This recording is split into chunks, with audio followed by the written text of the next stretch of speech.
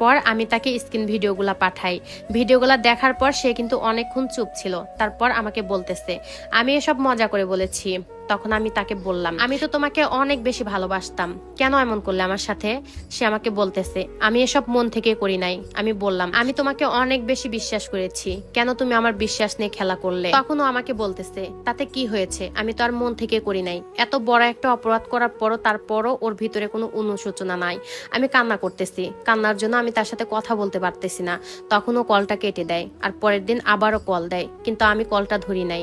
তখন ওর একটা বন্ধুর কাছে ও সবকিছু বলে, কিন্তু ও যে আমাকে এত বাজে বাজে কথা বলেছে সেটা বলে নাই। তারপর ওর বন্ধু আমাকে কল দিয়ে বোঝানোর চেষ্টা করে, তখন আমি সবকিছু তাকে বললাম। তার বন্ধু আমাকে বলতেছে, যা হওয়ার তা হয়ে গেছে, তাকে আরেকবার সুযোগ দেন। কিন্তু আমি বলছি আমি আর সুযোগ দেব না।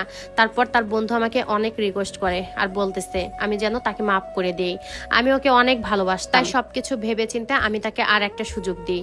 তারপরও সে আমার কাছে মাপ চাই, কিন্তু আমি মুখে মুখে মাপ করে দিয়েছি, কিন্তু এখনো মন থেকে মাপ করতে পারিনি। আর হয়তো বা কখনো মন থেকে মাপ করতেও পারবো না। তার সাথে কথা হয় ঠিকই, কিন্তু আগের মতো না। তাকে আমি আর আগের মতো বিশ্বাস করতে পারি না। সবসময় মনে হয় সে যদি আবার আমাকে ঠকায়। আমার যখন মনে পড়ে সে আমাকে এইভাবে ঠকিয়েছে, তখন খুব কান্না পাই। আর এত কিছু হওয়ার পরও আমার পরিবারকে আমি কিছুই বলতে পারিনি। ওই যে রিলেশন করে বিয়ে করেছি, কোন মুখ নিয়ে তাদেরকে বলবো? মাঝে মাঝে খুব জানতে ইচ্ছে করে কেন সে আমার সাথে এমনটা করলো। আমি আমার পরিবারকে কত কষ্ট দিয়েছি, তার পরিবার থেকে কত বাজে বাজে কথা শুনেছি। আমি তো তাকে নিজের থেকেও বেশি ভালোবাসতাম। আমাদের বিয়ের 1.5 বছর হয়ে গেছে।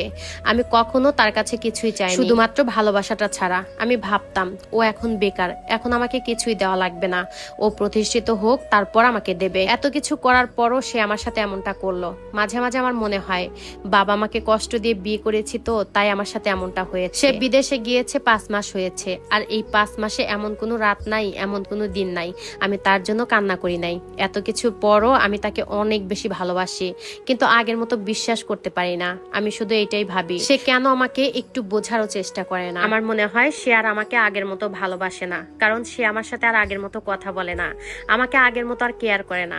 আগে আমি একটু অসুস্থ হলে সে পাগল হয়ে যেত, কিন্তু এখন আর হয় না।